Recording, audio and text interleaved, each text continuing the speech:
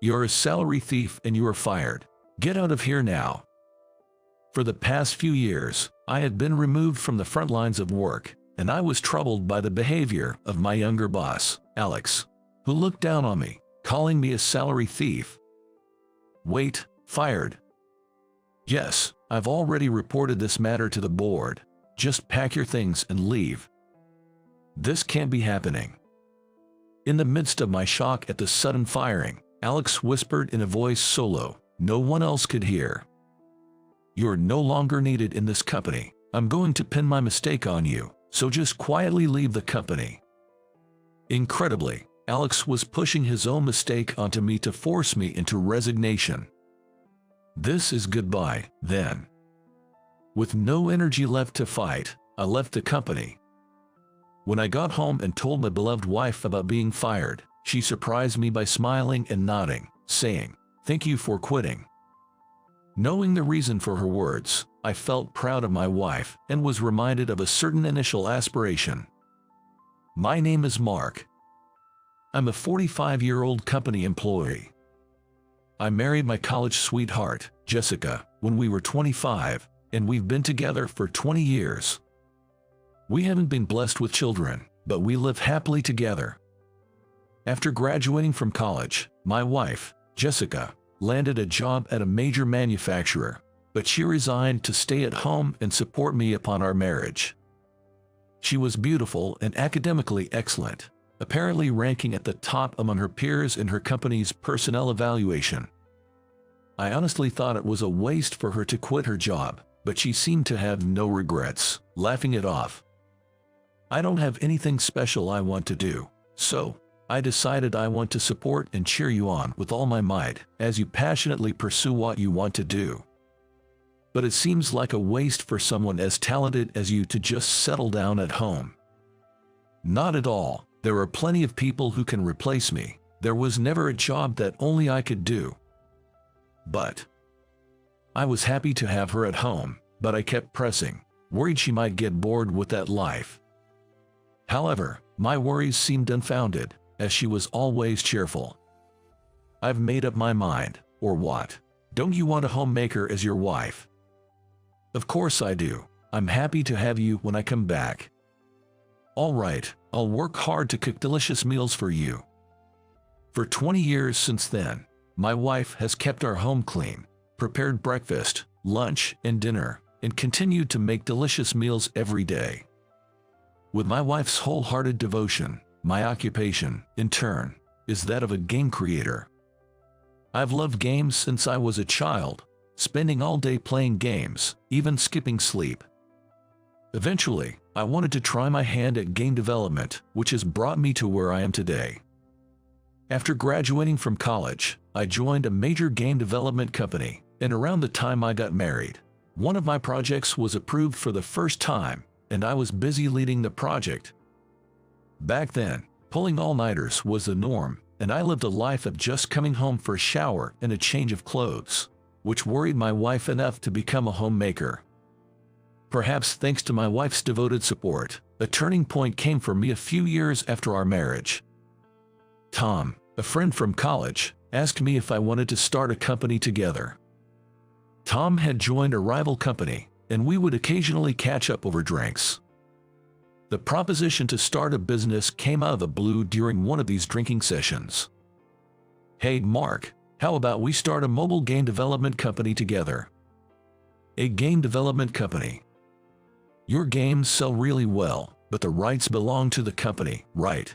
Doesn't that frustrate you?" "Well, I'm satisfied just being allowed to make games I like. I've never even thought about starting a business." At that moment, I hadn't considered entrepreneurship at all and was taken aback, stumbling over my words. "You're too naive. You have the talent, so why not use that to do what you want, make money, and make Jessica happy?" "I don't have that kind of talent." "Then what about the huge success of the new game you supervised recently? Was that just a fluke?" "It wasn't just my effort alone." "Don't be so modest. Plus, as a salaried employee, there are so many restrictions, right? Don't you want to make games more freely?" Tom's words struck a chord with me. Indeed, wanting to create games entirely my way was something that felt frustratingly difficult in my position as an employee. More freedom. I indeed want that. Oh, are you getting into the idea? Can we really do it? It's not about whether we can or can't. We'll make it so we can. And so, we spent the night drinking and discussing the business plan until late. A year later, we each contributed $25,000 as capital and started a small company. Renting a room in an old apartment for our office, Tom took care of sales, planning, character design, and backgrounds, while I took on the overall game development, including scenario writing and programming, and the company got off the ground. In the year leading up to leaving our jobs, we diligently created mobile game apps, and 3 months after starting the business, we began distribution. Gradually gaining users and smoothly acquiring sponsors, our company continued to grow. Now, about 15 years after starting, our company has grown into a well-known game development company with over 500 employees and numerous blockbuster hits. As the company grew, many talented young employees joined, and about 5 years ago, I decided to step back from the forefront of game creation. I no longer wanted to work as recklessly as before and preferred to work at my own pace, emphasizing work-life balance. Without major projects, I became a consultant for the younger staff and started writing plots whenever I felt creative, working at my leisure. I go to work early in the morning and use the flex time system to finish by 5 p.m. and head home. That's my lifestyle. However, there is someone who disapproves of my work attitude. Alex, a young employee only 8 years into the company but already promoted to department head. Alex often confronts me with a condescending attitude. He has always been ambitious, which I admired, but in recent years his strong personality has backfired when it comes to me. Today, as I was reading a document alone, he approached me from behind. "As usual, you look idle. Please do your job properly."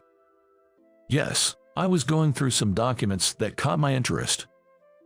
Documents. You're not handling any significant tasks, yet you talk big. It's obvious you're doing nothing, even without trying to look cool. Eh? You, salary thief. His direct insult left me speechless. Alex continued. "Why don't you just retire? It's really a nuisance to everyone around here when you get paid without working." "Wait, hold on. I do take care of necessary tasks." "Huh? I don't want to hear excuses. People like you irritate me. If you're not going to work, don't come to the company." Confrontations like these troubled me every time we met. While I was pondering how to deal with Alex, the harassment and verbal abuse escalated day by day. Then, one day, an incident occurred. "Hey, Mark." "What is it?" As I arrived at work in the morning, Alex suddenly called out to me, seething with anger. "You made a major sponsor angry. What were you thinking?" What's this about a sponsor?" "Don't play dumb. You rejected all the requests to feature their products in the game without consulting anybody and proceeded with production, didn't you?" "No, what are you talking about?" Alex's shouting filled the office, and I was publicly humiliated in front of many employees, feeling like I was sitting on pins and needles. I wasn't even in charge of any game production work involving sponsors in the first place. Looking straight at Alex, I could see the laughter in the depths of his eyes. "I've been lenient with you not working, but when you start causing losses for the company, I can't stay silent anymore. You're fired." "Wait, fired?" "Yes, I've already reported this to the board. Just pack your things and leave."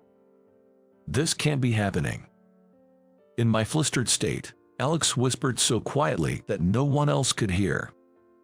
"You're no longer needed in this company. At least you should be grateful to take the blame for the mistakes of me, who is a valuable asset to the company." Incredibly, Alex had pinned his mistake on me, forcing me into resignation. Moreover, He meticulously involved the board members in his scheme. "This is goodbye, then." With those words, Alex sneered at me dismissively.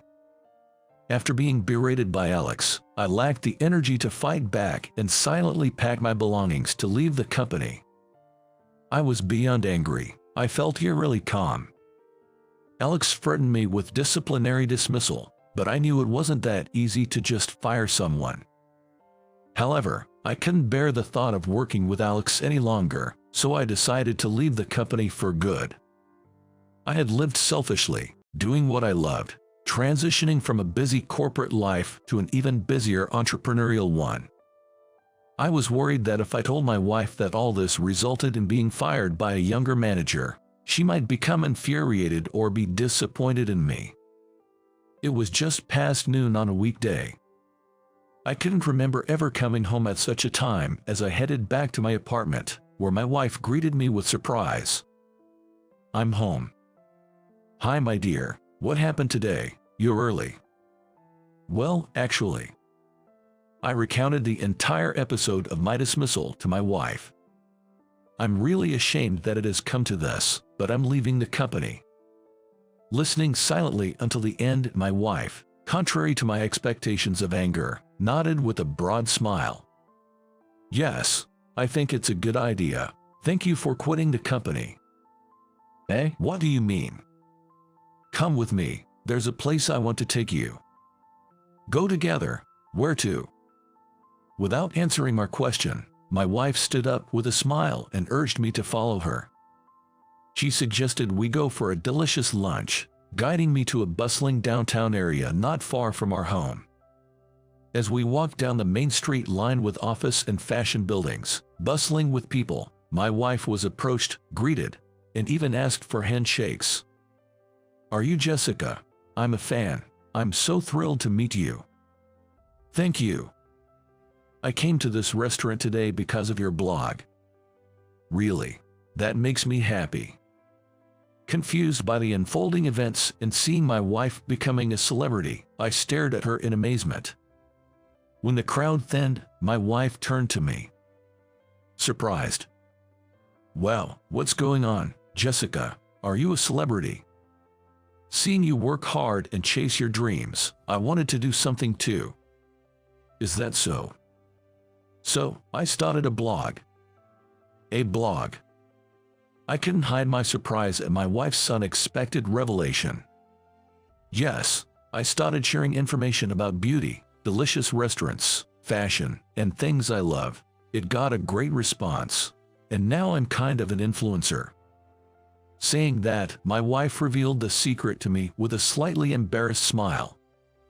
Indeed, my wife was always beautiful and popular in college, but I had no idea she had become so famous through her blog that people would recognize and approach her on the street. She explained that her blog had many readers, providing a decent income from advertising. "Do you despise me for keeping this a secret?" "Not at all. I'm proud that you're getting so much attention and doing well. It's really impressive." "Thank you. It's all thanks to you. Thank you for giving me the chance to change. If you're quitting your job, I'd be happy if you supported me this time." Reminded by my wife's gentle words of gratitude, I recalled the feelings I had when we first started our company. Immersing myself in game development 20 years ago. Making a bold decision 15 years ago to pursue my dream of creating the games I wanted with Tom. That passion faded as the company grew and I felt I had achieved creating all the games I wanted. But my wife's words reignited a strong desire not just as a game creator, but as a founding member to grow the company even further. Indeed, many talented young employees have joined the company, but I felt that the work had become routine and less innovative, making it less interesting. This growing concern about the company's current state led me to reach out to Tom, my co-founder.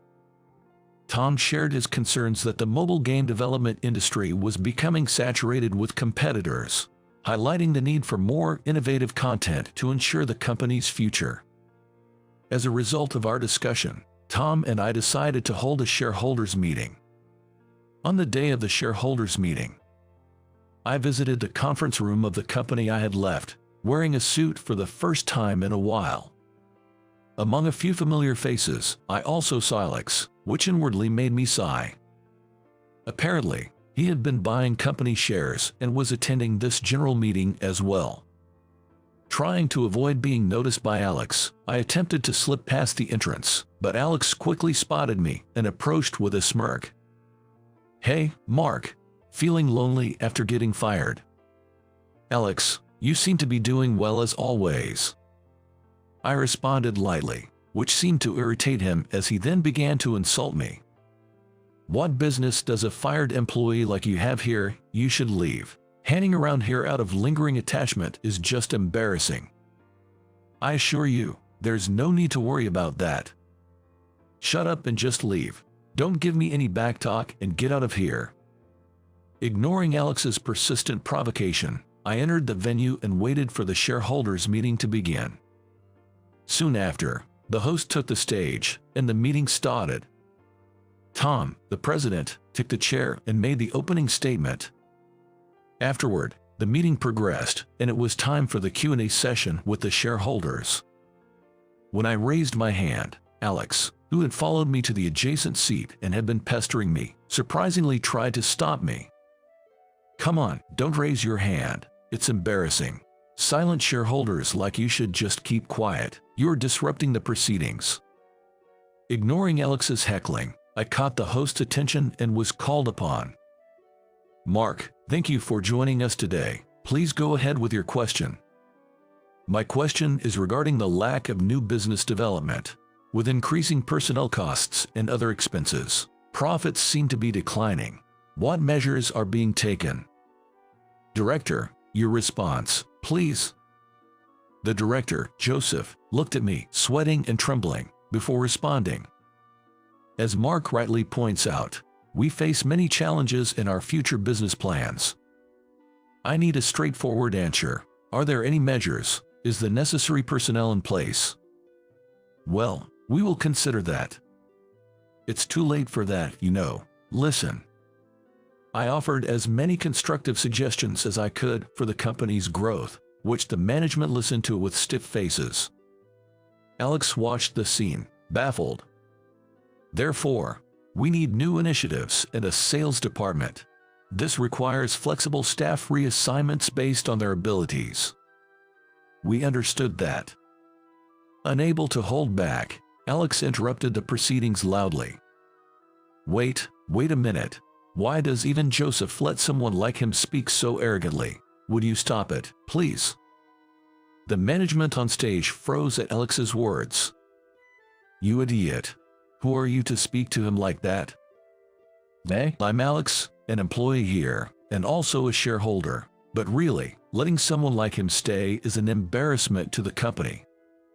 "Did you say your name was Alex? Are you not aware of who he is?" "Of course I do. He's the useless employee I fired." "Don't be ridiculous. This man is our company's founder and holds more than 50% of the shares. You will be fired right away if Mark utters just a little bit." Hearing the director's words, Alex turned pale and began to tremble. You're joking, right? This person was insignificant and of no use to the company." Then, Tom, the president, spoke up in anger. "It's all true. Mark is my friend, and we founded this company together. How dare you speak of him like that?" Faced with Tom's glare, Alex started to make a pitiful excuse. I didn't know. I thought he was just loafing around, doing easy jobs and leaving on time. I had no idea he was a founder. I'm so sorry. The reason our company exists today is because of Mark, who single-handedly handled the production of our initial works. And you're telling me you fired him? Don't be absurd. Please, forgive me. You're fired. Leave the meeting and the company immediately." "No way. This is too much." Thus, Alex's disrespectful behavior was exposed in front of Tom, leading to his immediate dismissal, causing him to break down in tears. Subsequently, Alex was escorted out of the company by security guards.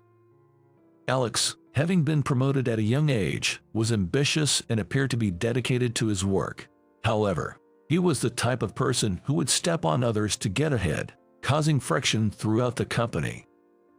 This not only hindered smooth operations but also led to numerous issues with business partners. The company was contemplating how to address these issues when Alex's appalling behavior towards me came to light, resulting in Tom personally firing him. With Alex gone, employees who have been intimidated by his arrogant demeanor felt liberated to work more freely, leading to an improved workplace environment. As for me, I was persuaded by Tom and the board to return to the company. They were unaware of Alex's termination announcement to me, believing instead that I had left the company out of dissatisfaction.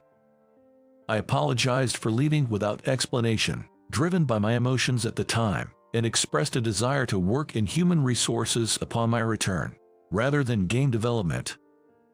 My experiences since founding the company have deeply impressed upon me the importance of people in an organization's success. The right talent selection and placement can propel a company's growth. My current goal is to ensure the company continues to develop by offering new value to many people. I find great satisfaction in my role in talent acquisition. Since taking on the HR role, I have focused on selecting individuals whose aspirations align with the company's vision, significantly reducing workplace conflicts. While I am occasionally asked to assist with game development, I decline all such requests.